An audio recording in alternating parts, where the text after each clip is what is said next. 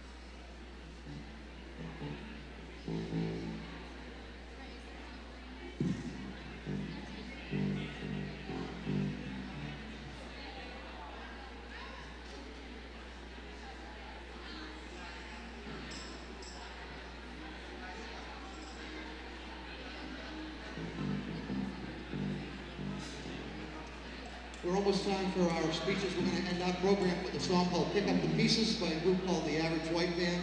Thank you for being a nice audience on this Saturday morning. Isn't that something? It's going to be a bright, sunshiny day. Not really, but later on maybe, okay? Hopefully it'll be very sunshiny for all the students who will be coming to Endicott next year. And again, we're part of the music department. In our music department, we have various vocal groups and also a couple of more groups like this. We have the pep band, and we also have a string group. So if you're a string player, violin, viola, there's a chamber group that plays. And we also have the theater department. I believe is it next week or the week after they're staging a show? The week after we're staging a show. And if you're around, come and see it. Thanks once again. Hope you enjoyed the band.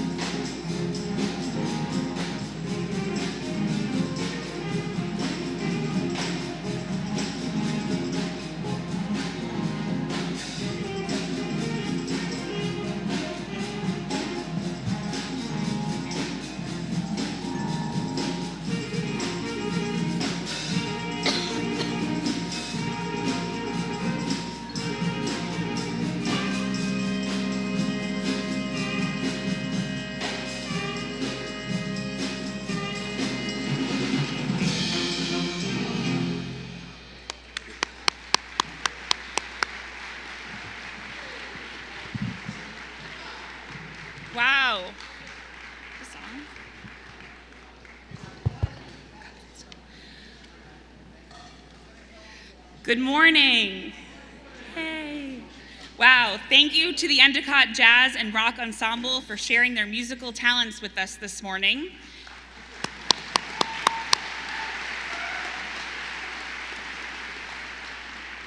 I also want to thank the more than 100 student athletes who provided a very warm welcome for you at the front entrances this morning.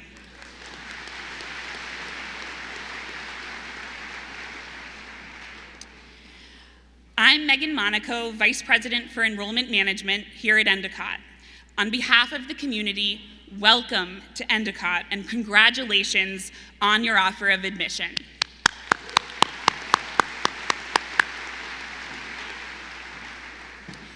We are thrilled to have more than 650 admitted students and their families on campus to celebrate your accomplishments and share with you all that Endicott offers. Today, you will have a chance to learn about Endicott, this very special place, by meeting faculty and staff who are the foundation of our students' success. You will meet many students, both current and your future classmates. I encourage you to be open, ask questions, and engage with us. We are eager to help you and support you as you are making this very important decision. I'd like to officially kick off this welcome by introducing our president. Dr. Stephen DeSalvo has led the college since 2019, bringing a track record of transformative success at multiple colleges and universities across the country. At Endicott, those successes include the construction of the new Cummings School of Nursing and Health Sciences academic building, the appointment of Endicott's inaugural Vice President and Chief Diversity Officer, launching our first comprehensive fundraising campaign, which has raised over $40 million towards its $75 million goal. And construction is underway of a new 178-bed residence hall, which will open this fall of 2024. As you can tell, Dr. DeSalvo ensures we are always moving forward, and interest in Endicott remains at an all-time high. Please join me in welcoming Dr. DeSalvo.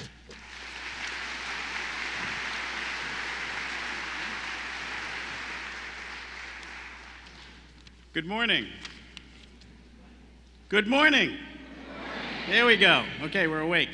It's a beautiful day, despite what's going on outside. We have a packed house here, and I just told Megan, the demand is incredibly high, so the college has made a decision. Instead of having a May 1st deadline, we are moving that up to April 1st, so you have until 2 o'clock today to make your decision. That is the only April Fool joke I was allowed to tell. Show of hands from the parents. For how many of you is this your first child going to college? A lot of hands. And for how many of you is this your last child going to college? We need a medic for this man right here. He threw his arm out. So I am also the parent of 3 young men who went through this process, and I know what it's like. And this is the time when the clock starts ticking and you've got to make a decision. It wasn't until our 3rd child went to college when we dropped him off and my wife turned to me and said, "Is it bad that I feel kind of good about having an empty nest?"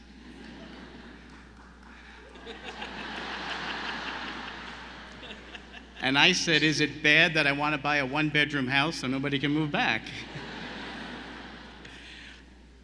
There's a lot happening, a lot to think about, and today is really about that discernment process to make sure that you have all the information you need. I want to just tell you that everything we do here at Endicott is focused on one question. We ask ourselves this question every single day. Are we doing our best to serve our students?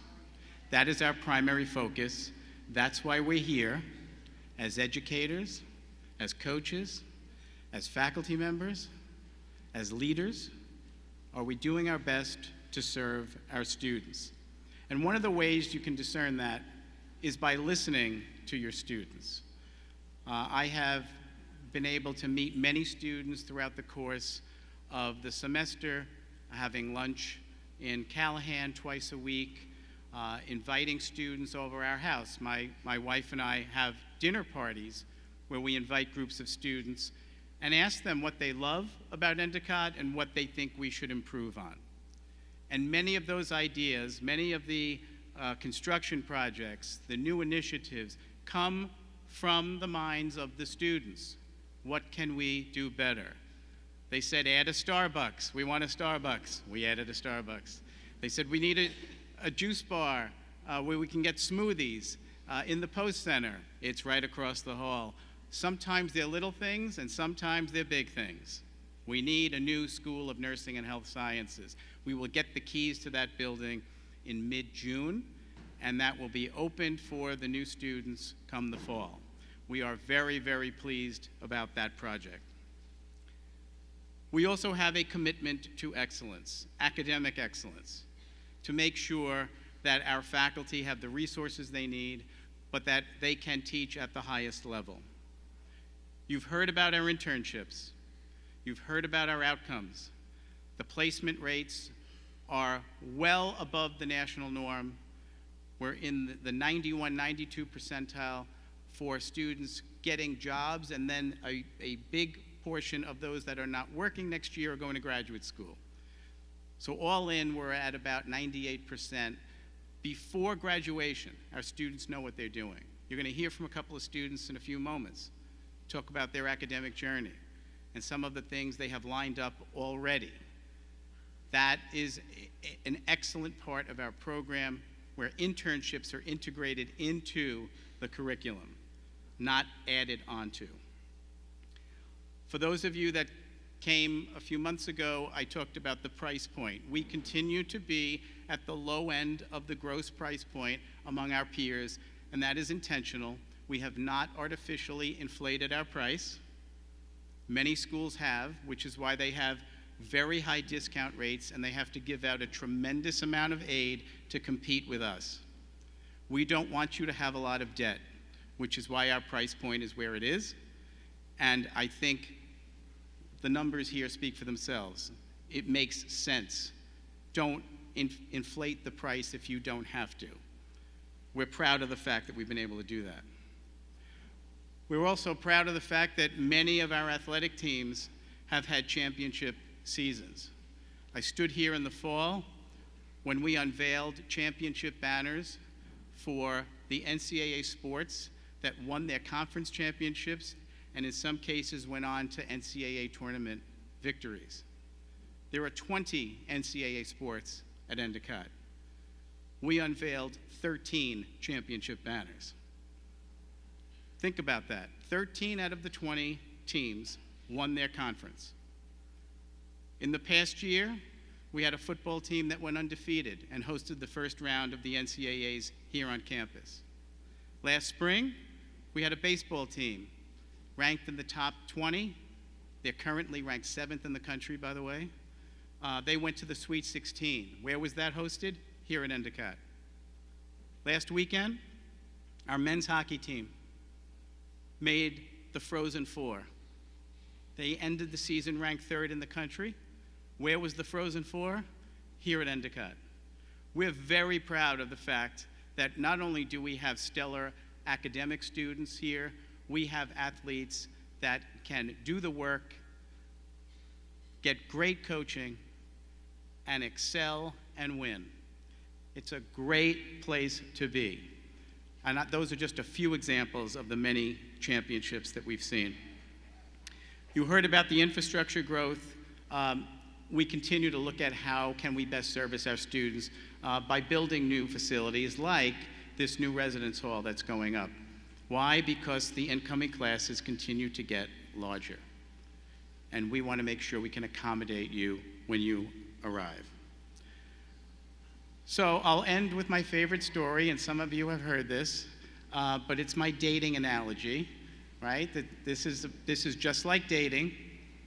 Many of you wrote us that love letter saying you wanted to get to know us better. And we wrote you back, and we said we want to get to know you too. And then we invite you over the house to meet the family, right? So today you're going to meet many people. And now it comes time when we want to know if you want a serious relationship. But there's that one problem we all know about. We know you're seeing other people. So you've got 30 days. We want a commitment. We hope you do too. Today, you should get all your questions answered. Today helps you discern whether or not this is the right fit.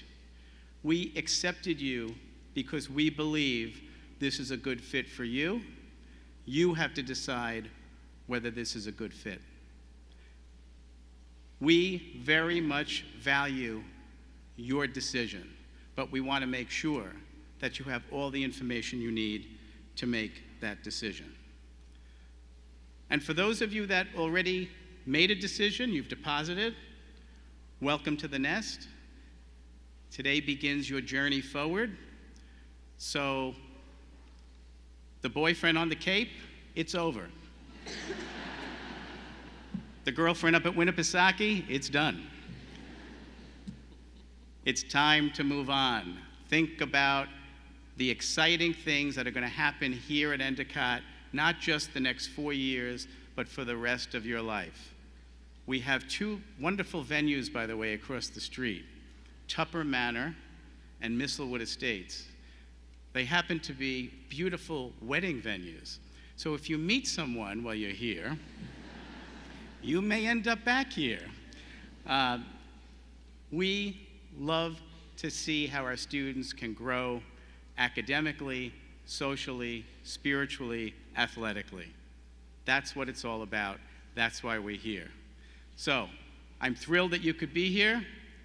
Make sure you get those questions answered, and go Gulls. Thank you.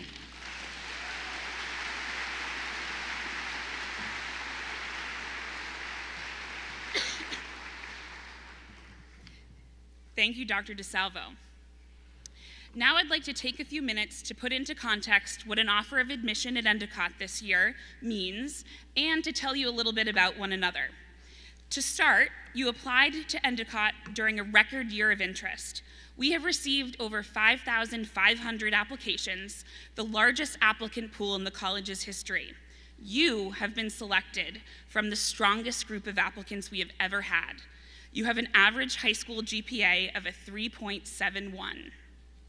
You hail from 42 different states and 20 countries, including Australia, Brazil, Bulgaria, Greece, Guatemala, Panama, Peru, Rwanda, Saudi Arabia, Slovakia, Spain, and Thailand, just to name a few. There are 141 of you that have a parent, grandparent, or sibling that graduated from or is currently attending Endicott. You are accomplished students. We have several valedictorians and one set of twins who are number 1 and number 2 in their high school class. One of you received a perfect score on both the AP seminar exam and the AP research exam. One of you has won 42 medals in mathematic competitions. Many of you are already exceptional entrepreneurs. Several of you own your own landscaping businesses. Several of you are accomplished social media influencers. One of you started your own food truck using locally sourced ingredients and receiving statewide recognition as runner-up in Best Burger, Best Food Truck, and Best Fries. We'll have to invite them to exhibit at next Admitted Students Day. Also, a few of you own your own car or boat detailing businesses. You are performers. One of you performed in Carnegie Hall. Another sings in the San Francisco Boys Chorus. One of you sang at the National Children's Chorus at Lincoln Center. Another performed with the Radio City Rockettes. You've been involved in service. Many have completed mission trips both domestically and internationally. At least one of you is a volunteer firefighter in EMT. Several of you have earned Eagle Scout honors or gold awards. And you are also student athletes. One of you was the first woman to compete on the varsity football team at her high school. One of you was among 30 teens invited to participate on NBC's American Ninja Warrior competition. And several of you are varsity captains and 3-sport athletes. In summary, the class of 2027 is an exceptional group of highly accomplished students. You were selected to be a part of this outstanding class. Now it is time to celebrate your accomplishments and look forward to college, what will make up some of the best years of your life. While you are here today, think about the opportunities that await you here at the Nest. Look beyond our beautiful beaches and state-of-the-art facilities, yes, even on a rainy Saturday. Explore our strong academic programs, our award-winning internship model, successful academic programs, active clubs and organizations, and most importantly, meet the people. This summer, I will finish my 15th year working at Endicott, and I can share with you the one reason why I have stayed is because of the people. Faculty who care about their students' learning outcomes, staff who care about the policies, how policies affect their students, and our students who impress me each day with their growth and achievements.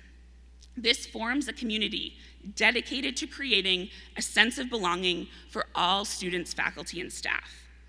If you haven't already, I trust through your interactions today, you will begin to recognize the special community we have here, and your decision may be easier than you think. It is now my pleasure to introduce our Assistant Vice President and Dean of Admission, Michael Iorio, who will introduce our senior reflection speakers.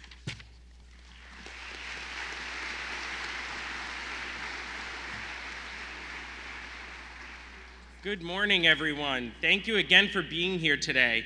I am the lucky one that gets to introduce a real time-honored tradition here at Endicott and one of our most beloved traditions, and that's our senior reflection speeches. With me today are 2 members of the class of 2023. They are here to share with you, the future class of 2027, some thoughts and reflections on their Endicott experience and to offer some other words of encouragement as you begin yours. Our first speaker is Jacqueline Ruggiero. Jackie is a nursing major from Huntington Beach, California. As a member of our soccer team, Jackie understands firsthand the experience of being a student athlete. She has a lot to share with you about how she came to Endicott and will also share some advice she wished she knew when she was in your shoes. Please join me in welcoming Jackie.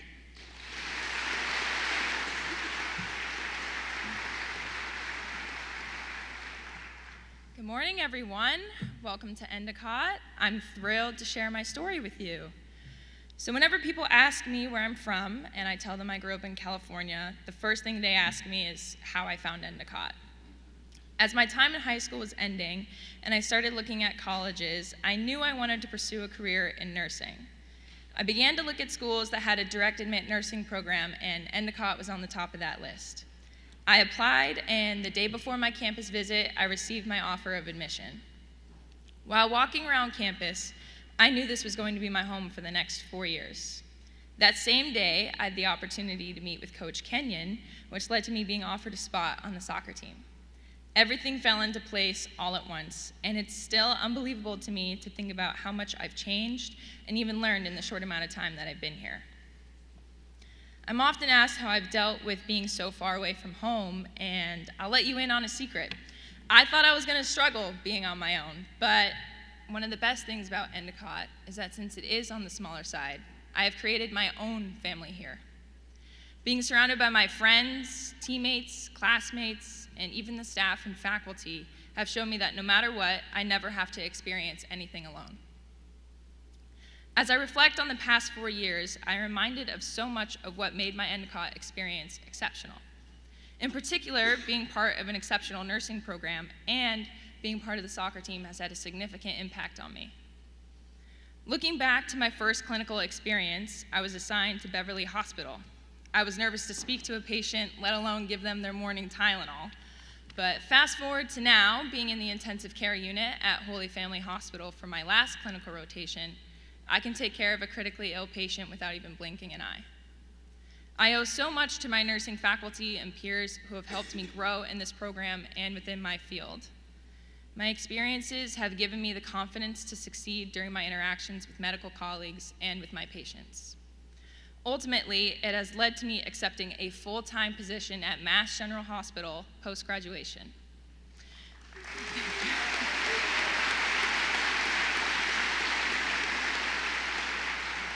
For that, I have a big thank you to Endicott for preparing me for what's next in my career.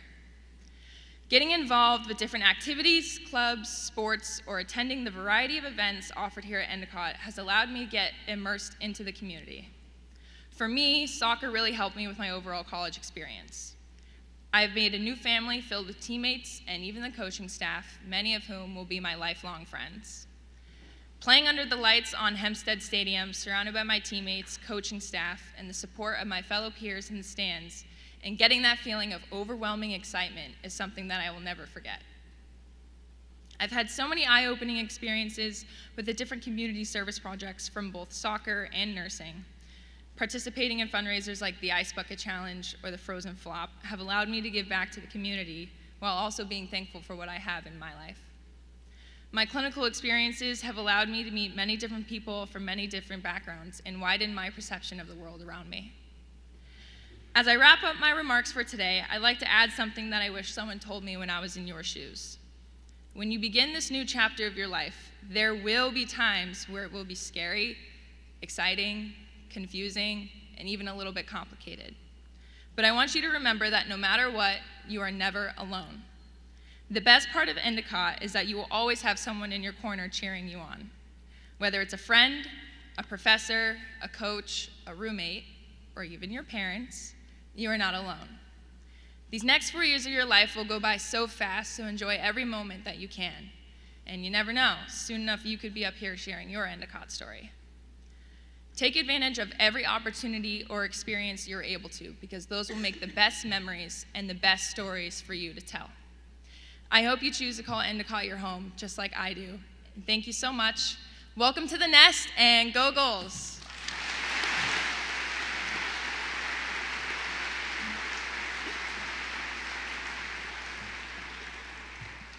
Thank you, Jackie. That was wonderful. I would now like to introduce our next speaker, JP Miranda, a business management major from Peabody, Massachusetts. He has been involved in numerous student organizations on campus, including our Alternative Spring Break program, where he traveled both domestically and internationally to work with those in need. He is also a student leader on campus as a residential assistant and a presidential ambassador. Please join me in welcoming JP to the podium.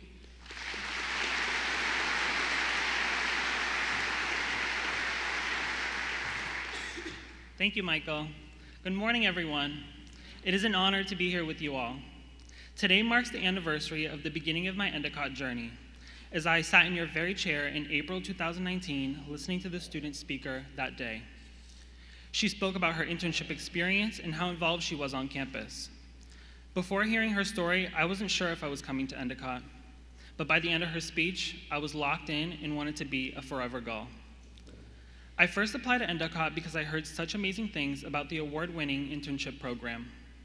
Knowing I would graduate with a robust resume and a wealth of professional experience really enticed me. I only hesitated because of Endicott's close proximity to my home. As a first-generation college student, making the decision to go to college is hard, and picking the right one is even more complex. Because of this, in going against my gut instinct, I committed to another college. After 2 days of attending that institution, I knew I had made a mistake because I did not feel I belonged. I immediately called Endicott on my way home, and they transferred me right over the phone. The next day, I arrived on campus and soon realized that it didn't matter how close to home I was, there was a thriving and connected community that I immediately felt a part of. For all I knew, I was on the other side of the world. I first became involved on campus by becoming an orientation leader, which completely changed my life, as I was able to connect with my peers, be a resource for incoming Gulls, and build relationships with faculty and staff on campus. Being an orientation leader was such a great experience. I wanted to find more ways to get involved on campus. I also have a passion for community service, so I joined the Alternative Spring Break program. Last year, we traveled to Florida with Habitat for Humanity to build a home for a family in need. Not only did I meet new Endicott students during this trip, but the whole experience was rewarding as we helped a family in need, and it was educational as I'd never swung a hammer before. This year, ASB went to Iceland to work with refugees, which was just as rewarding, if not more, as we worked with children, and I was even able to translate for Spanish-speaking families. From all these experiences, I met so many people across campus and was nominated to become a presidential ambassador. In this role, I work in the president's office to advance the mission and goals of our community on and off campus. This role is important to me because I'm a voice for Endicott and get to speak about the great initiatives happening on campus to people just like you. Most recently, I have joined the Residence Life Department by becoming a resident assistant.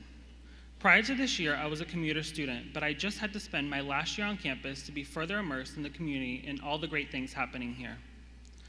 I chose to become an RA as one last opportunity to provide new students with the foundational skills to be successful members of the Endicott community beyond just their 4 years here. As I mentioned, I was very intrigued by Endicott because of the flagship internship program. I knew I wanted to graduate with not only a degree, but a professional, well-rounded resume that already had professional experiences on it. I started my internship journey at Nutre, where I learned about marketing, social media management, and collaborations. While internships are really great because of the experience you gain, they are also pivotal in helping you to focus your career path, because as much as you learn what you enjoy in a work environment, you also learn what you don't like. I learned that I did not like marketing. Thanks to my internship faculty, I quickly switched gears and was given a contact at Bluebird Bio, where I did an internship in their quality assurance organization. This is where my love for life sciences and quality developed. I loved it there so much, I stayed on with the company part-time for the next year. I only left because I had to do my third and final internship, which I secured at Moderna. Moderna was an absolute dream. I helped teams in their development of quality, life-saving drugs while reporting directly to the vice president, and worked with a hand-picked leadership team that interfaced with various stakeholders and health authorities. I'm proud to share that I have continued to work part-time at Moderna this semester, but will join their team full-time after graduation as their project coordinator.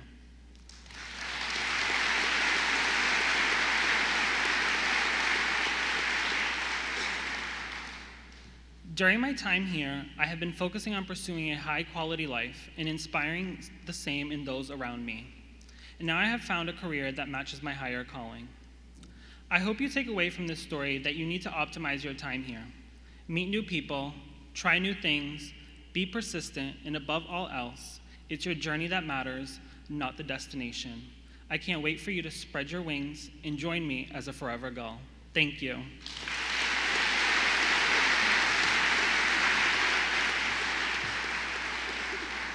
Thank you, JP, and please join me again in thanking these two outstanding students once again.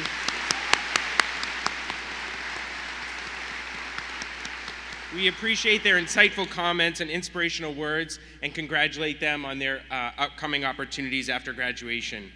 We trust these thoughts and reflections from the class of 2023 have given you, the class of 2027, some insight into your Endicott experience. Thank you again.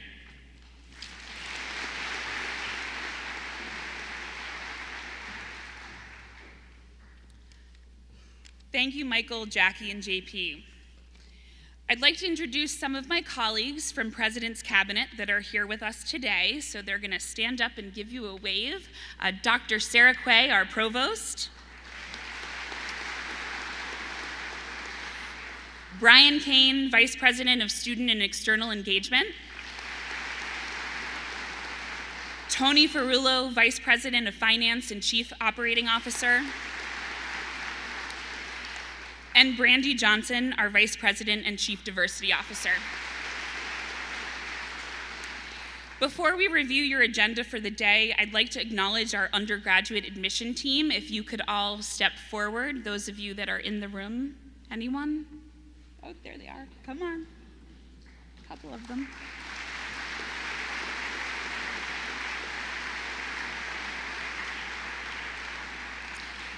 By now, you may have met them at your high school, a college fair, or a previous campus visit. They are Will Connolly, give a wave, Tom Hanley, Michael Iorio, Joe Koloski, Kadriana Letts, Anna Mednick and Daniel Ramirez are running around. Megan Shepard. George Sherman. Big applause, George. Over the past year, they have spent countless hours traveling the country looking for you, the next generation of gulls, to join the nest. They have dedicated many hours to thoroughly reviewing each of your applications. Please join me in thanking them for the work they have done to introduce Endicott to you.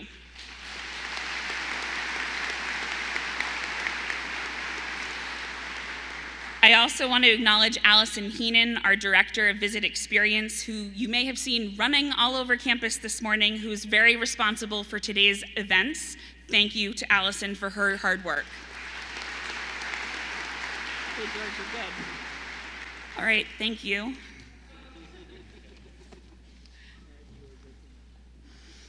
Okay, now I would like to invite you to take out your agenda you received when you checked in today. You should have received 2 agendas, one for students and one for parent guardians. Please make sure you each have a copy of the agenda. In a few minutes, we will dismiss the admitted students to view our first-year residence halls and join a fun activity previewing orientation with our student leaders. Parents and guardians will remain here in the gym for a panel discussing life at Endicott, what families need to know. A campus map has been included inside your program to help you navigate campus. And we do have a shuttle available if needed. It is located, the first stop is located right outside here of the Post Center, and you'll see on your map those indicators of where other stops are located. We are thrilled to welcome you to our dining hall today for our famous brunch. Your time for brunch has been assigned by the color of your agenda, blue, green, or gold. Can I display them? Yes, blue, green, or gold at the top of your agenda. In order to accommodate current students and visitors in the dining hall, it is important that you follow your assigned brunch time. Now is the time to make sure you both have a copy of the agenda. Please make note of the color.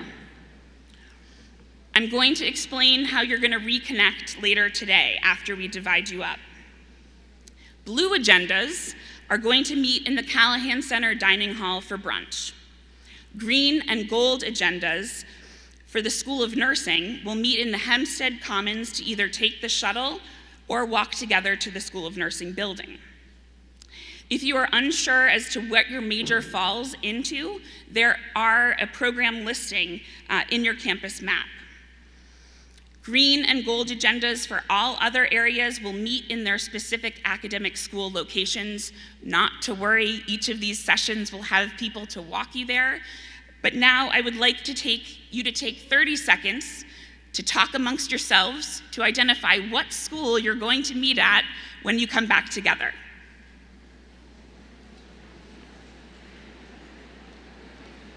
Has anyone not opened their water?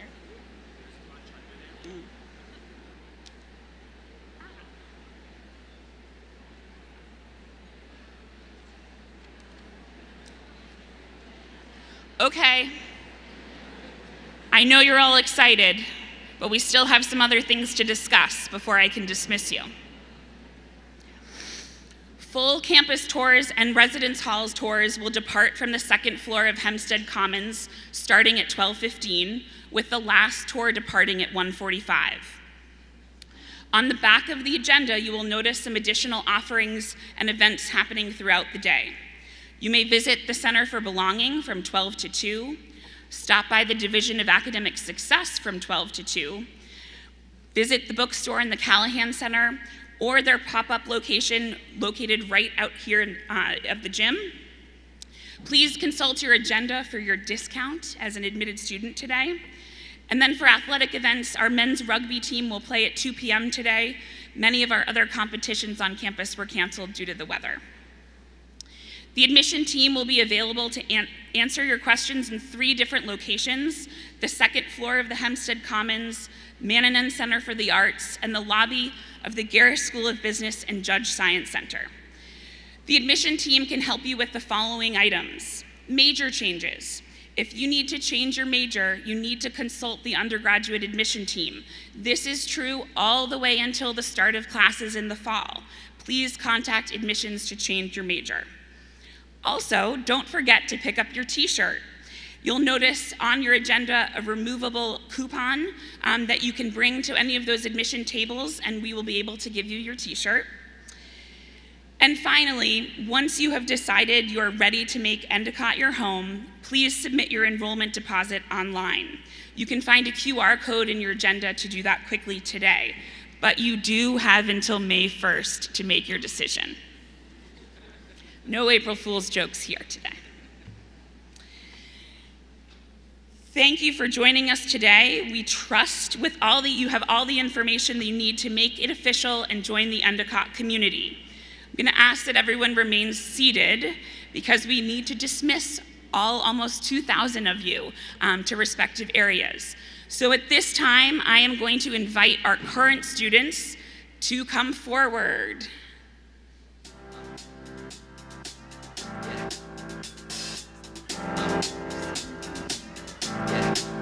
I got this feeling inside my bones. It goes electric wavy when I turn it on. And if you want it inside your soul, Just open up your heart, let music take control. I got that sunshine in my pocket, got that good soul in my feet. I feel that hot blood in my body when it drops. Ooh, I can't take my eyes off of it, moving so phenomenally. Come on, like the way we rock it, so don't stop.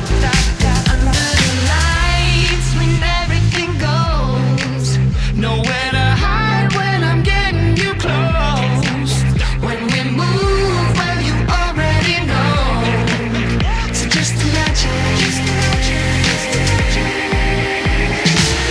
I can see but you when you dance, dance, dance. Feel the good creeping up on you, so just dance, dance, dance. Come on. All those things I shouldn't do, but you dance, dance, dance. There ain't nobody leaving soon, so keep dancing. I can't stop the feeling, so just dance, dance, dance. So just dance, dance, dance. Come on. Ooh, it's something magical. It's in the air, it's in my blood, it's rushing on. I don't need no reason, don't need control. I fly so high, no ceiling when I'm in my zone. Cause I got that sunshine in my pocket, got that good soul in my feet. I feel that hot blood in my body when it drops. Ooh, I can't take my eyes off of it, moving so phenomenally. Come on, like the way we rock it, so don't stop. Under the lights when everything goes, nowhere to hide when I'm getting you close. Wow. Thank you to our current students who are offering a very early Saturday morning to show you their Endicott experience. Thank you.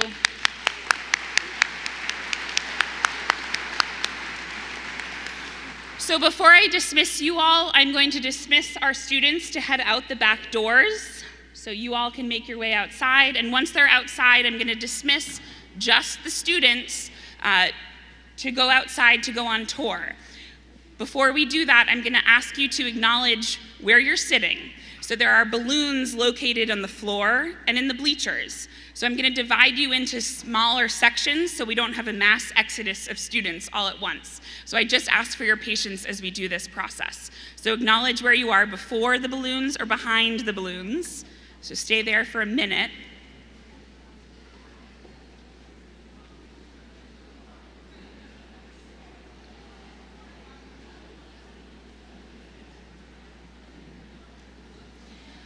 So the first two groups I'm going to dismiss are those students that are sitting in the bleachers. You all can stand up and make your way through each of the bottom doors to this side of the balloons. This side of the back bleachers, please stay seated. Back bleachers, please stay seated. If you're sitting behind the balloons, please stay seated. I will dismiss you in a moment. Thank you.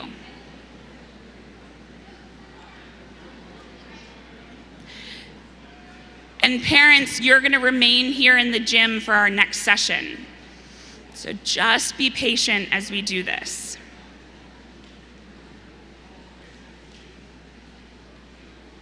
Pay attention to the balloons.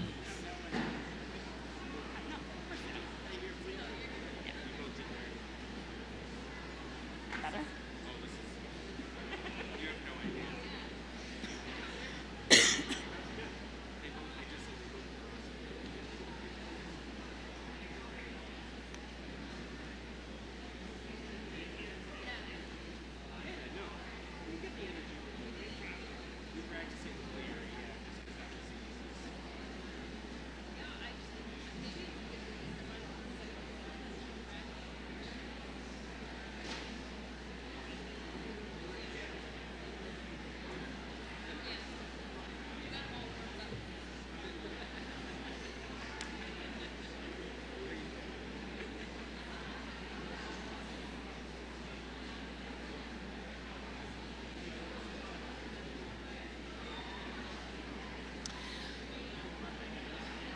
I will.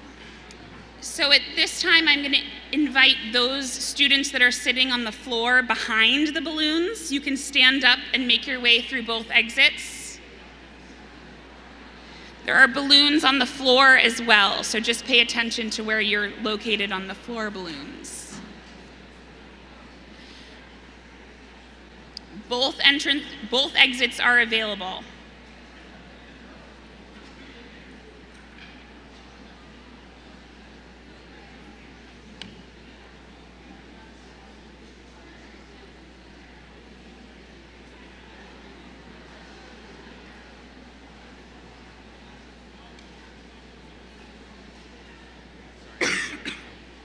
Oh, it's fine.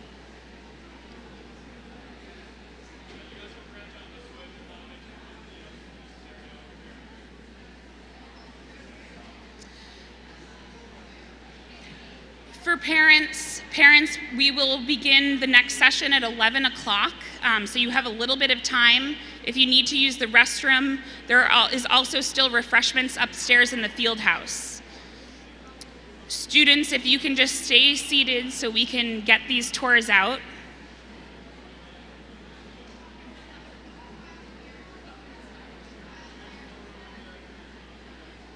Move them along over there. Yeah.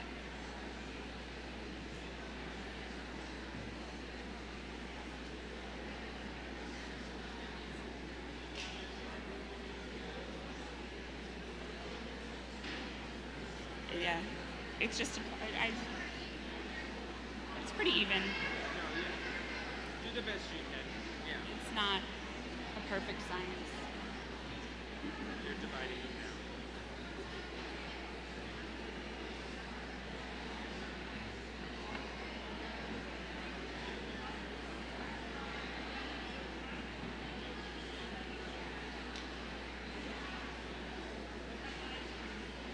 Oh my God, I love that.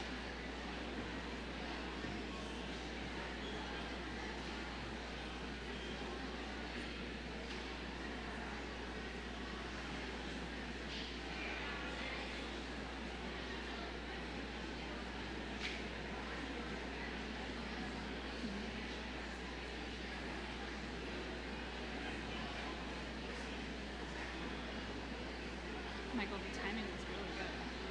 I was really nervous. Yeah. I'll fill you in on last year.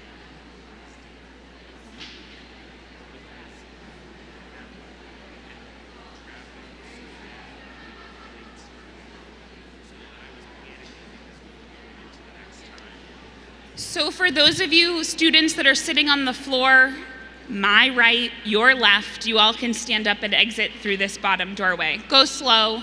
We're just trying to make these tour group sizes relatively even.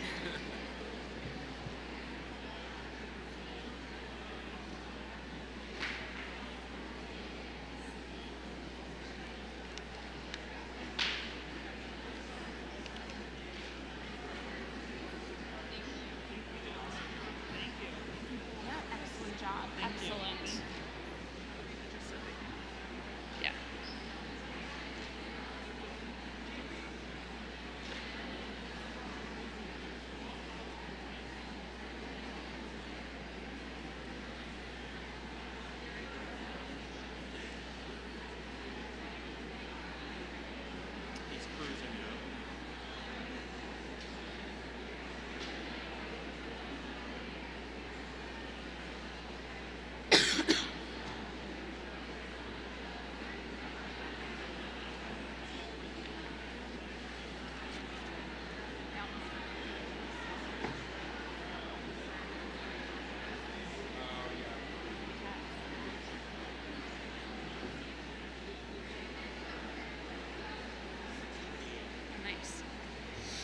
So for the students that are remaining seated, you all can stand up and make your way through this exit.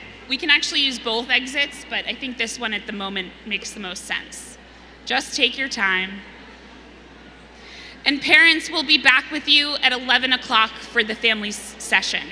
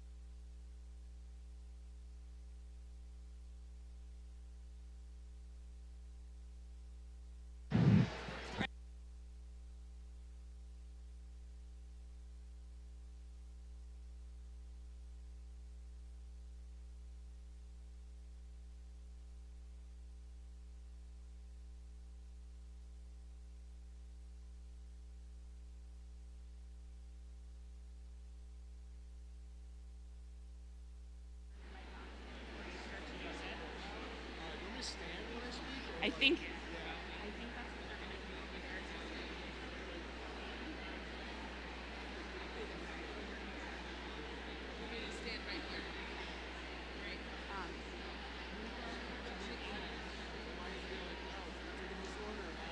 I'll get you.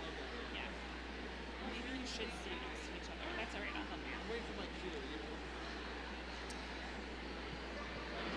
All right, we're going to get started with the panel in about 1 minute. So if you can begin to settle down and take your seats, that would be great.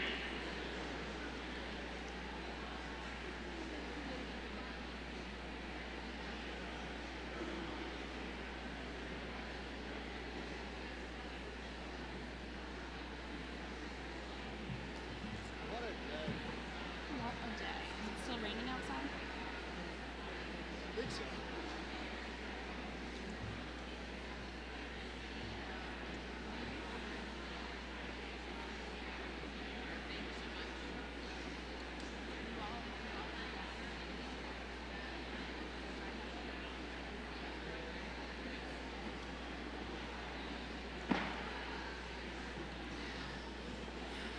All right.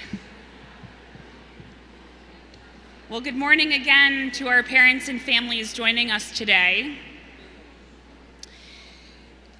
This is arguably the fun part for families. You can ask us questions without your student sitting next to you saying, "Why would you ask that question, Dad?"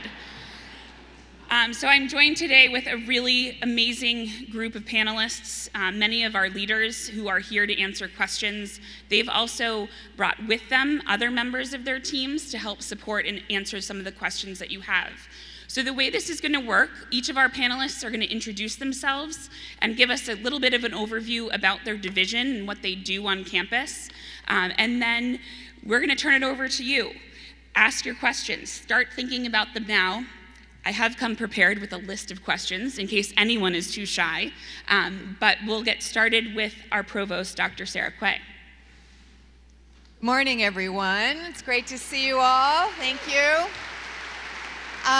As Megan said, my name's Sarah Quay. I'm the provost, and when I was having dinner with some students this week, the first question they asked me was, "What's a provost?" So that you don't have to ask me that question, I oversee academics. So I oversee the majors that your students will be coming here to study, as well as study abroad, our award-winning internship program, the library, one of my favorite departments to manage, and our Center for Teaching and Learning and Academic Success. So there's the first question answered. I wanted to share 3 things that I think family members should know about academics here at Endicott. The first is that our faculty, the professors in the classroom, can't wait to work with your students. That's really important because that is not the case at every institution. People who come here to teach come here because they love teaching. They do research and have scholarship and publish books, but they're here to teach. I was talking to a business professor earlier this week, and she was running late for our appointment, and she said, "I was meeting with a student. I love working with the students." And that is the common theme throughout our faculty. The second thing that I think you should know is that our internship program is transformative. You heard the student speakers both talk about the times that they experienced internships, clinicals, all of the field experiences, the workplace experiences that your students are going to gain starting their first year here. So just think about that. First year of college. Think about if you had been able to go out and test what you thought you were interested in. And so sometimes that means that the students will be confirmed in their area of interest and go on and build a network of professional contacts. And others, like JP shared, it's like, this is not for me. And guess what? You're still a freshman. You still have time to make a shift. The third thing that I would like all of the families here to know about academics is that there are opportunities and supports for every student here. So from our study abroad programs to our honors programs, we have clubs and organizations that are academically based, such as ECTV, La Chanterelle, which is our non-traditional classroom where students learn how to run the front and back of the house of a restaurant on campus. These are programs that are open to every student here at the college. We also have an outstanding academic success program where your students can work with individual tutors, with peer tutors, they can get an academic coach. There's a writing center. So there's all kinds of opportunities and supports for your students here at the college. So that's my 2 to 3 minute overview, 3 things I think you should know, and I'm pleased now to introduce Brian Kane.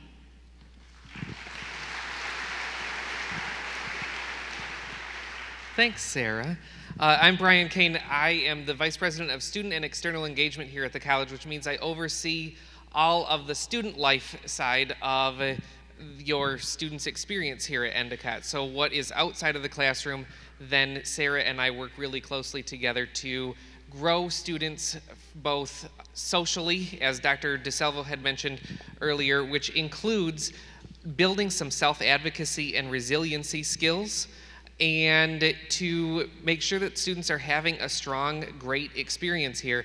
I had told, for those of you that were here for Focus Days a couple of months ago, I had told the story that it wasn't too long ago that we were getting calls from employers saying, hey, one of the things that we're asking you to do is we love Endicott students, they're undoubtedly the most prepared, but we need you to help start building some self-advocacy and self-resiliency skills amongst the student body, because every once in a while we'll get a mom or dad that will call and say, hey, can you tell me why you didn't approve my daughter's sick time? And so we spend a lot of time talking to students and working with students very closely through something called our CARE team that helps students build those self-advocacy skills and those resiliency skills. The first 2 weeks of a student's time on campus, when your students transition into Endicott, we have an Office of Student Transitions and Family Programs, and those first 2 weeks that office spends building those students, getting to know each student's name so we know who is perhaps struggling and who's thriving, so that we can connect those 2 students together and help move them into those the next 2 weeks where they become a little less vulnerable. And I'll tell specifically one very fast story that there were some parents up in the field house in the resource fair that were answering questions that their child was a first-year student last year. And specifically, I was on the phone with this family and with the student, and I know the CARE team was working closely with the student. I didn't think that we were going to make it past the first 2 weeks. But the parents that I just ran into that were here answering your questions stopped me and said, we didn't think she was going to make it for the first 2 weeks either, but she's now going to be an orientation leader next year, a resident assistant next year. She's leading a couple of clubs and organizations. Those first 2 weeks are so important, and that's what my team focuses on. I will also note that I am one of the very few people that is on this campus that oversees student life that is so excited that it's a cold, rainy day on a Saturday in April. And that's because it keeps all of the students off of the beaches having raging parties. So we don't have to manage that. But we do have a very robust student life team, from everything from counseling center through dining services and all of the other support services that wrap in between those 2 things. And we're here to help students. Alex.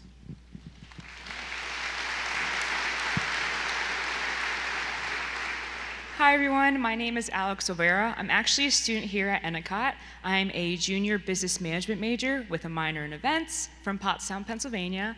Of course, since I am a student, I can't go on about departments that I'm in, but I can tell you a little bit what I am involved in on campus. I'm a presidential ambassador, a tour guide.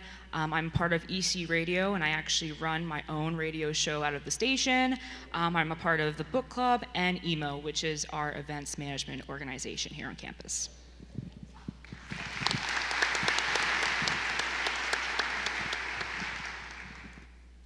All right, good morning, folks. Thank you for joining us on this lovely sunny day out in Beverly, Massachusetts. My name is Nicholas Junta. I'm a senior hospitality management student, as well as semi-professional golf cart shuttle driver. Maybe you saw me earlier. Thank you. So again, I'm from Middletown, New Jersey. A little bit about me as well on campus. I'm a tour guide as well, presidential ambassador. I'm a captain of the crew team for the men's team, as well as a practicum student for La Chanterelle. So I'm avidly working with the students in the front and back of house, helping acquire those skills to get them more confident throughout their hospitality journeys. Yeah, thank you for joining us.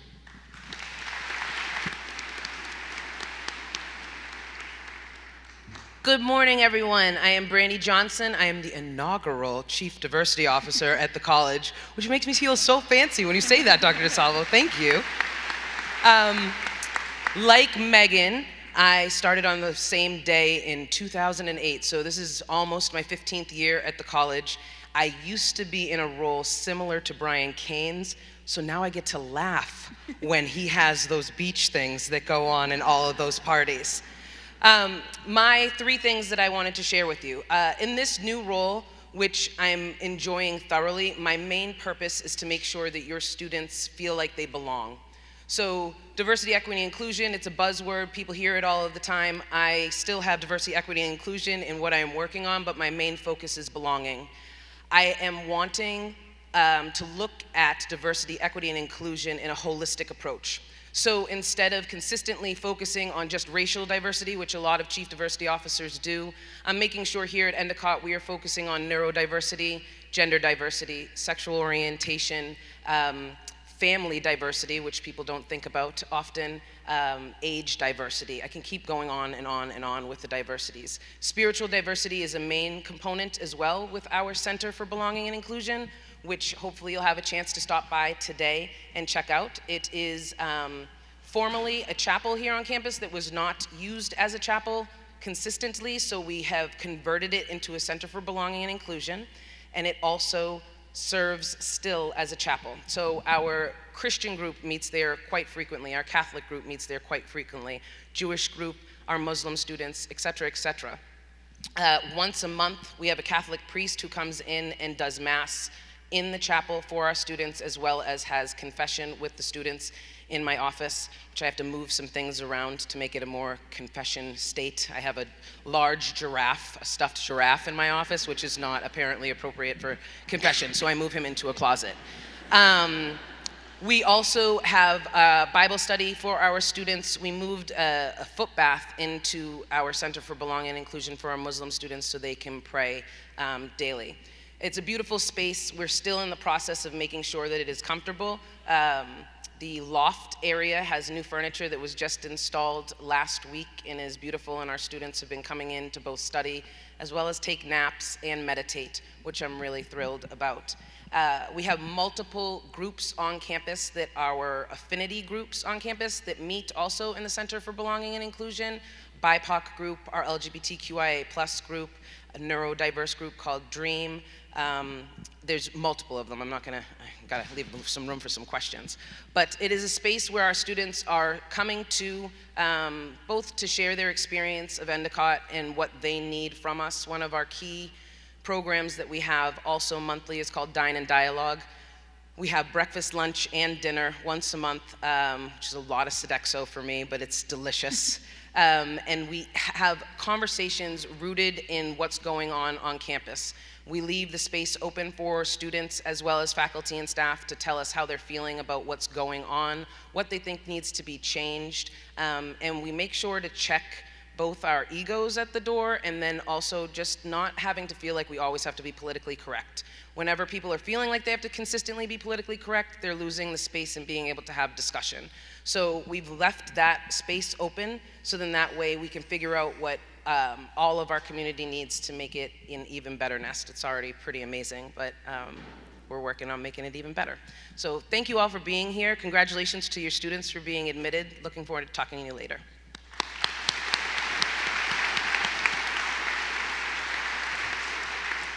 Good morning. I'm Dr. Brian Wiley, and I'm the Assistant Vice President and Director of Athletics here. I've been in that role for 15 years. As you heard from Dr. DeSalvo in the welcome, we've experienced some great athletic success, but we've also have a very robust club program, intramural programs, where about 78% of our students are involved in some sort of recreational activity. We have about 860 student athletes on campus. They do a great job, and you heard again from Dr. DeSalvo, getting it done athletically, but they're also doing it in the classroom too, where our average GPA is just around a 3.4. So I look forward to answering any questions you have.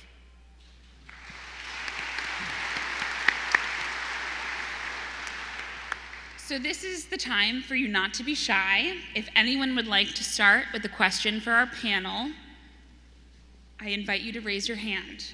We have some microphones here. Anyone? Right there. Tom, can you right here? Stand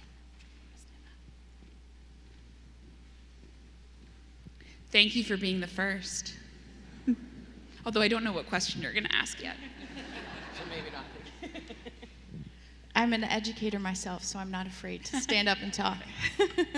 My daughter is undeclared, so I was wondering if you could talk a little bit about your students coming in that are undeclared and figuring out that path. Sure. I'm going to ask our provost to take it on, Sarah. Great question. Actually, part of our strategic plan, which we launched about a year or two ago, is focused on students who are undeclared and are looking to come into Endicott and sort of figure out their path. I have to start by saying that the internship program is key to this process. Again, as I said, the very first year, students are going to be looking for an internship. And Jamie, I might toss this to you too, because Jamie is the internship faculty for the students who are in the undeclared major. But imagine if you're not really sure what you want to do and you have a full-time faculty member who is there to help you think that through and explore and set up a first internship. So maybe you're leaning towards education, or maybe you're sort of thinking, I might be interested in business, but I don't really know. You have that first internship experience that you're allowed to kind of test that out. And I'll tell you another little secret. This is my 25th year here, so I've seen this many, many times over. There's students in your families who say that they know what they want to do, and they're not necessarily going to stick with that once they get here. And that internship helps with that. So I want to sort of balance that undeclared emphasis. There's a lot of students who come here declared who end up changing their major. That's very common. But I'm going to ask Jamie to talk a little bit more about it. Hi everyone, I'm Jamie Friedman. I'm one of the internship professors here at Endicott. And as it happens, I'm also celebrating my 15-year anniversary here, so thank you. I think that the longevity of myself and my colleagues also shows this is a great place to be and a place that you want to stay at. So to answer your question, actually, I work with the undecided students. And I'm piloting a program within my school with 2 faculty, and we're actually going to be working with undecided students to help introduce them into all of the options available to them at Endicott. And a part of that program will include some career assessment. My background is in career counseling, and I routinely work with my students, helping them to do some career assessment work, talking about things they liked in high school, things they didn't like, helping to drive them towards a first internship that they're truly interested in so that they can test drive it and see if it's something that they want to get serious about. And of course, we also have an amazing career services team here at Endicott that also helps with all of that work as well. But in my class with my freshmen, all of the freshmen are in an internship class, and across all of my majors, they do an assessment where they do the MBTI. We talk about values and strengths. So we try to integrate that because just like what Provost Quay said, nobody really knows what they want to do when they first come to college, even if they think they do. So doing all of that self-reflection really helps the students to focus more on where they want to take their next steps. I've always described our undecided students as the honest ones. All right, next question. Anna's side, she'll come around with that mic.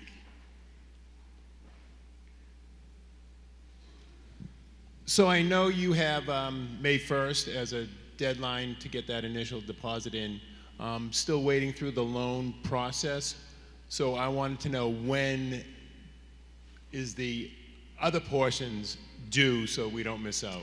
So I would recommend, if anyone has a question about financial aid today, financial aid will be available after this session on the second floor of Hempstead. But typically what will happen is loans and that approval process does not go through until after May 1st. It typically will happen over the summer. Our bills go out in July, due August 1st, and that's around the timing that you're going to start those financing discussion or finalizing your financing. You can start the discussion now as to how you're going to pay the balance, and I'd invite you to do that with financial aid today. They are here to advise each family because every family has a very different situation. So thank you for that question. I'm going to go to Tom's side. Is there anyone? Lots of activity down here, Anna. Lots of questions. Hi, just a continuation of the internship question. So can you explain a little bit more? Is it like one of the classes that you take, and so it's over a period of a semester, or is it a short period of time? Do they juggle it with other classes? How does that work? I'm going to have Jamie talk about that because she teaches the class. Yeah, so every student here completes 3 internships before they graduate, unless they're an education student or athletic training, and they'll have clinicals instead or nursing.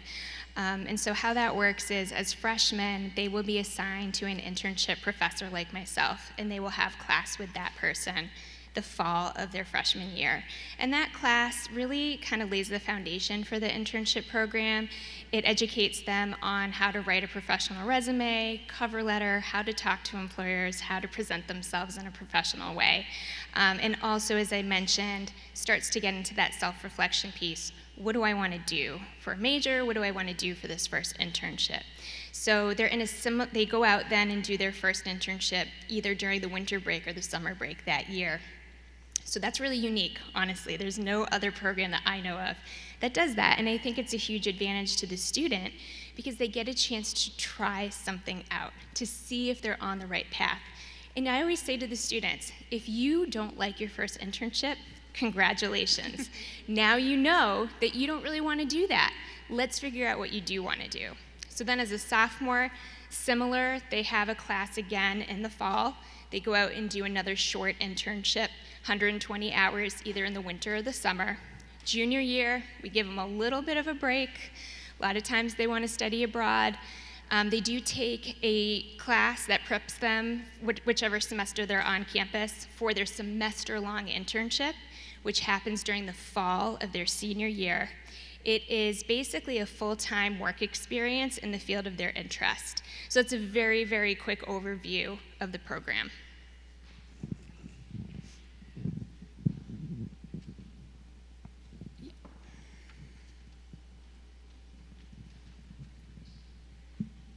Hi, as a transfer student, would a student transferring in as a sophomore be more like with the freshman class or more with the sophomore, and is that going to be like a confusing thing with the internships? Do you want? So the question is about transfer students transferring in kind of into sophomore. Would they be more like freshmen or sophomores? Right. So we can waive the first internship if it's over, what, 30 credits? But a lot of times students will want to do the 2 internships anyway, regardless of whether they have enough credits to get the option to waive it or they actually do all 3. They will be in one of the classes that Jamie described, so they will always have that kind of pre-internship work where they're connected to the internship faculty. They kind of learn how we do things. We don't place students in internship. That class actually helps our students learn to network. And imagine having that skill as a first-year student. It's pretty incredible. So they will be connected with their internship faculty, whether it's for their first or their second internship. Yeah.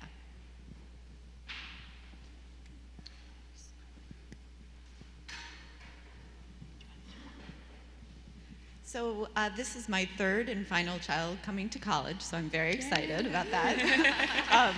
But my older 2 both worked on and off campus, and I just wanted to see what opportunities there are, what prevalence it is. I know you have a wonderful internship program, but like the work-study component too. Okay, I'm going to take that because it does fall under financial aid. So in your child's financial aid offer, you may have received work study. The student can work for additional spending money. This is not money that's going to reduce your bill. It really goes to those auxiliary costs that you have that you're not billed for. The federal government gives us money to give to our students for work study, so they determine the eligibility for work study programming. All of our on-campus positions are offered for the first 3 weeks to only students who are eligible for work study. There are some students who do have work study that opt not to work, and then we are able to open that up to the rest of the students. So there is an opportunity to work on campus, and we need those students to help give tours, to work here in the Post Center, in contest management. There's quite a bit of work study options. There's also non-work study positions available through Sodexo in our dining hall and also with our bookstore. Again, I'll have to talk about our shuttle that goes throughout the local area, so if students do want to work off campus, they can do that as well. Thank you. Let's do Tom on your side. I think there's a question up top. I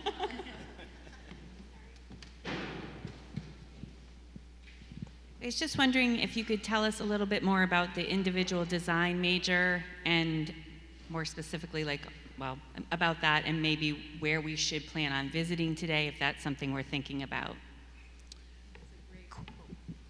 It's a great question. So students do have an option at Endicott to design their own major. So if we don't have the exact major that matches their interests, students will work with, they usually work with their advisor. Every student will get a faculty advisor. They also work with their dean of the school and can create and propose, so there's a proposal process, and get approved their own major.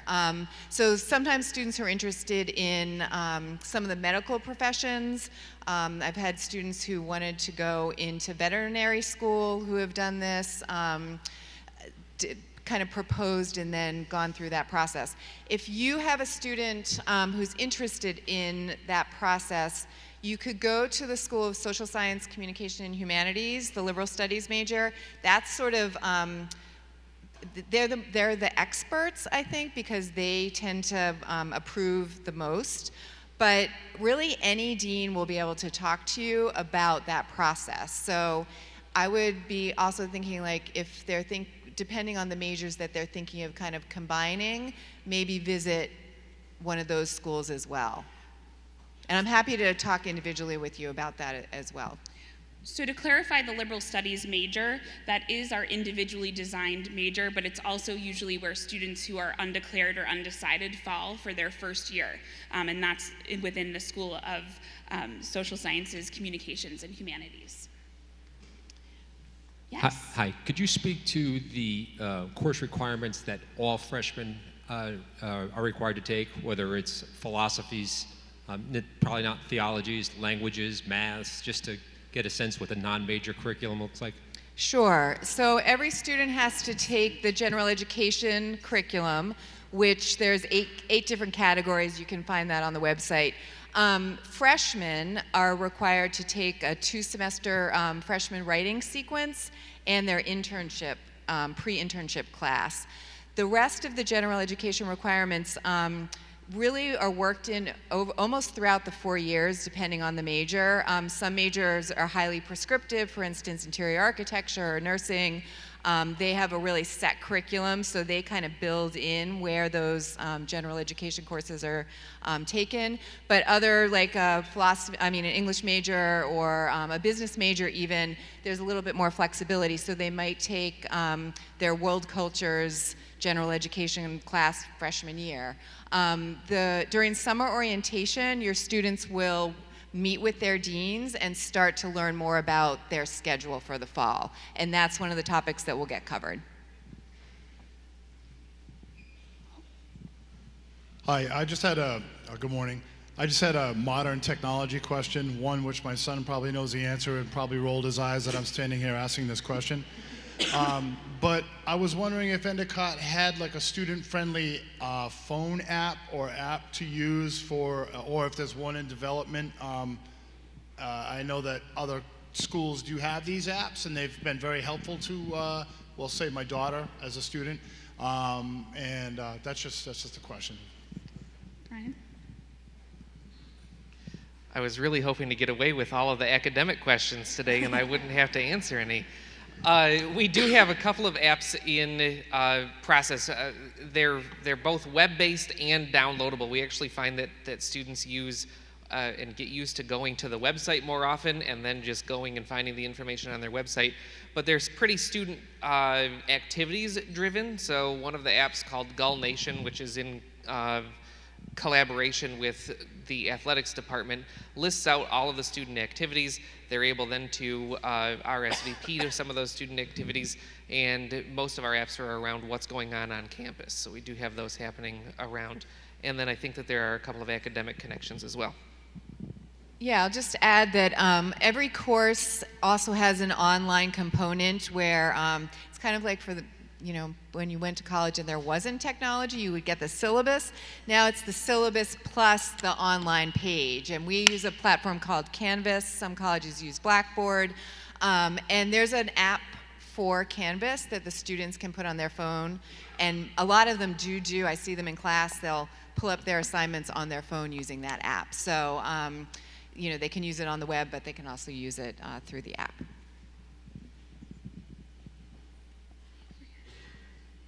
Go ahead, Tom.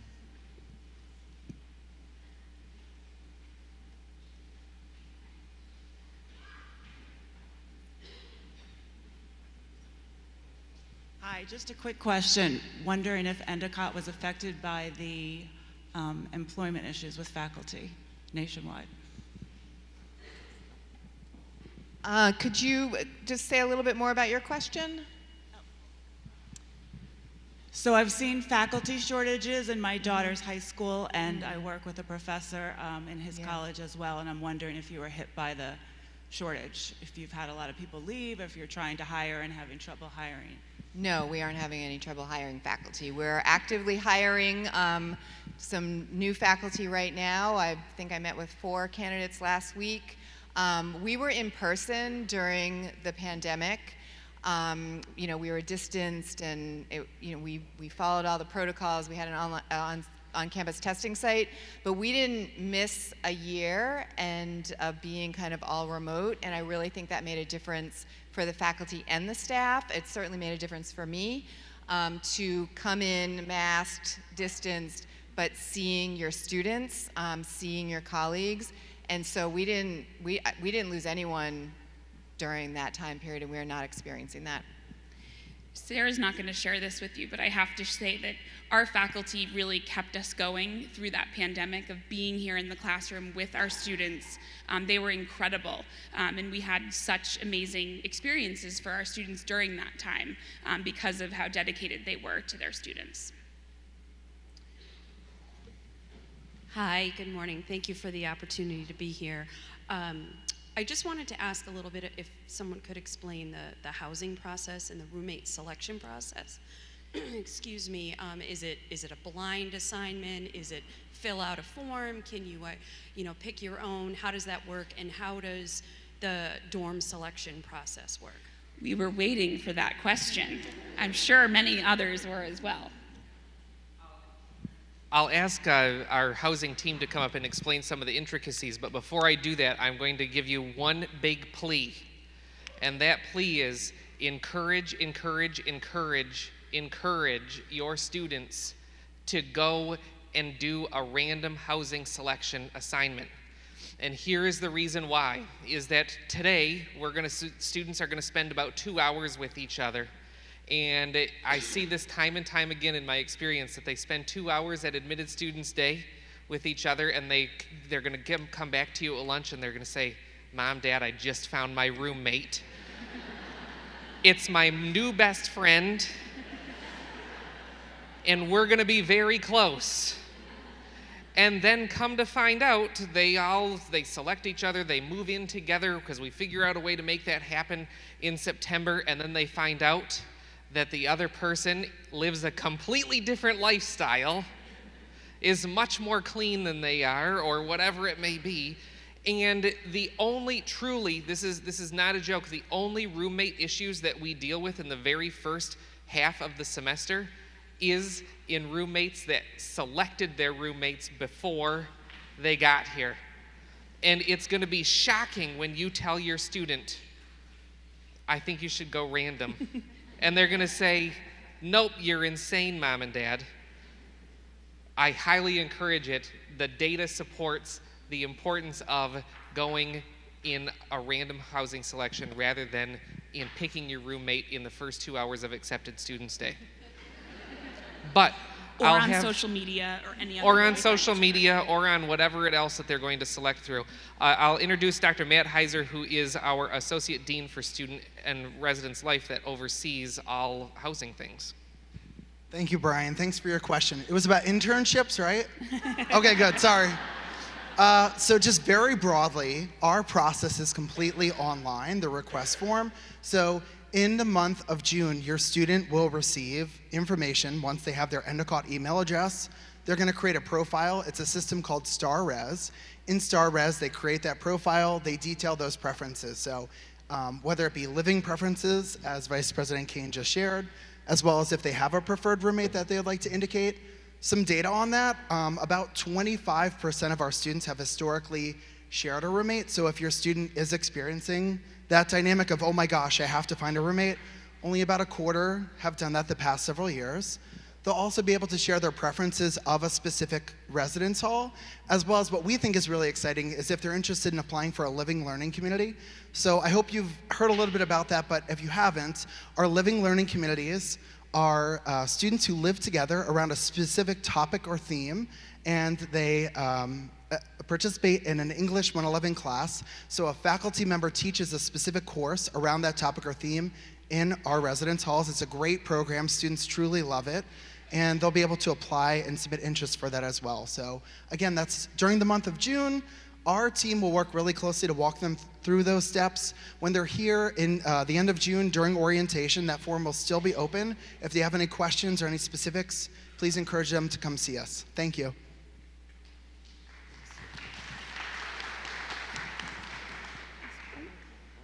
Yeah, thanks, Anna.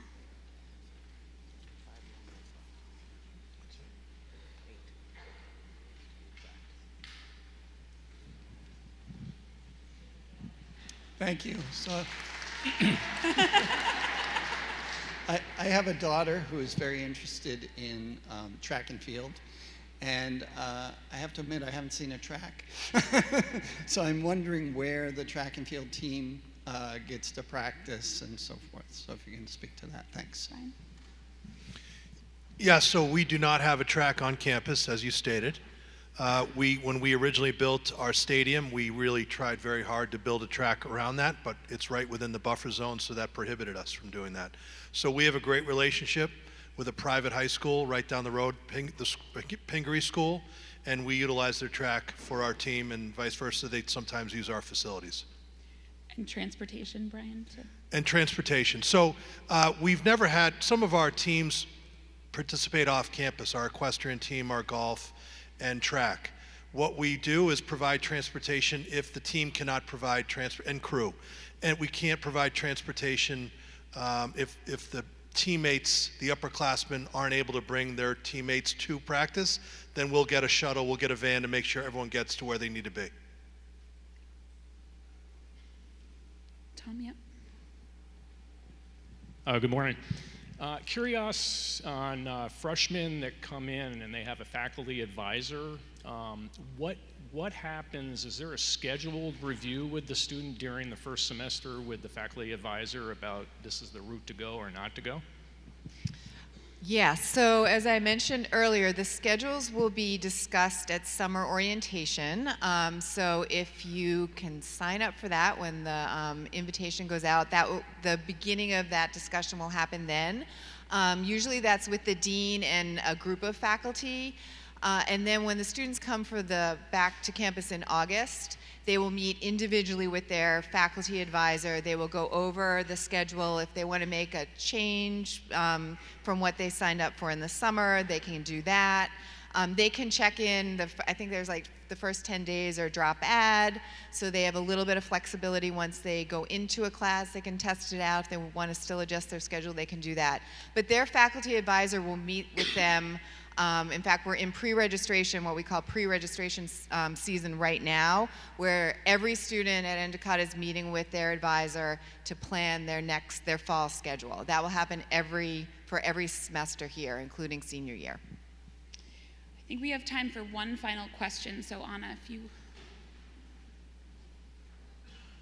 Thank you.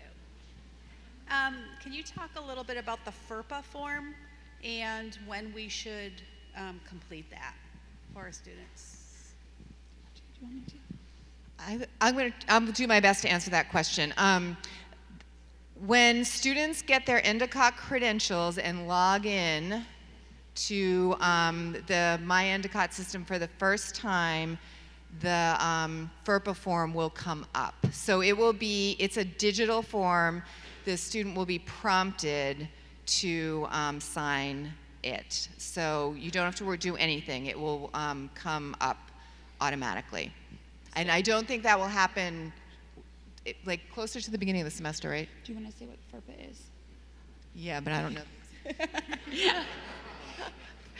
It's an acronym. I don't know. FERPA Federal. The FERPA is the form that the student is giving you access to their records. So their grades, you can pay their bill, all of those different things. So it is important to have that conversation with your student about what FERPA is when they go to do that. Because there are moments where a student will say, oh, I didn't realize what that was, and I didn't give my parents access. So definitely make sure you have that conversation with your student as you're working through those forms. And I think it's also important because we can't talk to you unless your student has given us permission. And so if there's the faculty advisor, if you want to talk to that person, find out how your student's doing, or there's a problem, academically we can't share that information. So, but you will be prompted to review that form. All right, so I promise you will have many of your remaining questions answered. Those of us here are happy to continue to answer those questions, but we do need to move you on to your next event so you can meet back up with your student. I'm going to ask you to stay seated again. Again, this is a large crowd, so just be patient as we dismiss. But the first group that I'm going to dismiss are those with blue agendas, and also those for green and gold that are going to the School of Business and the School of Science and Technology. You're going to walk there with Tom Hanley. You're going to go through the back entrance, and he will lead the way. Everyone else remains seated so we can make sure you get to your proper place.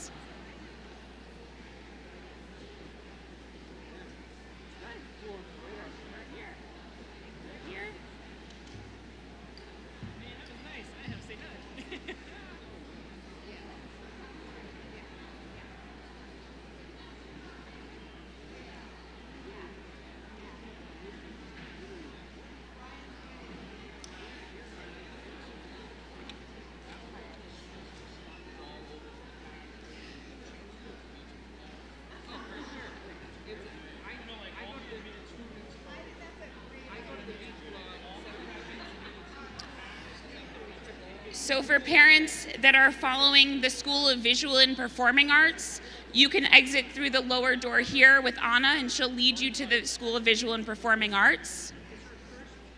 Where you're going, Ed. You're next. You're next. You want to go over there? You're next. Do you know where you're going?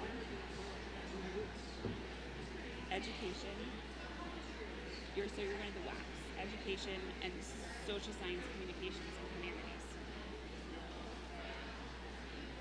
In the WACS, second floor is education, first floor is that. Yep. We're still waiting. Hi. You can if you'd like. Your student won't know to meet you there, though. At the dining hall for brunch. The Callahan Center, so you take a right. That's in Hempstead Commons where you checked in. They'll be available until 2. Yep, I haven't dismissed them quite yet. Stay with Nick, he's going to walk you there. So those of you that are going to the School of Education, the Social Science, Communications, and Humanities, you're going to walk with Nick, and he's going to take you through this bottom door here if you'd like to meet.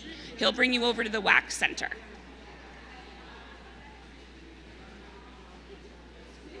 And go to business. That's with Nick.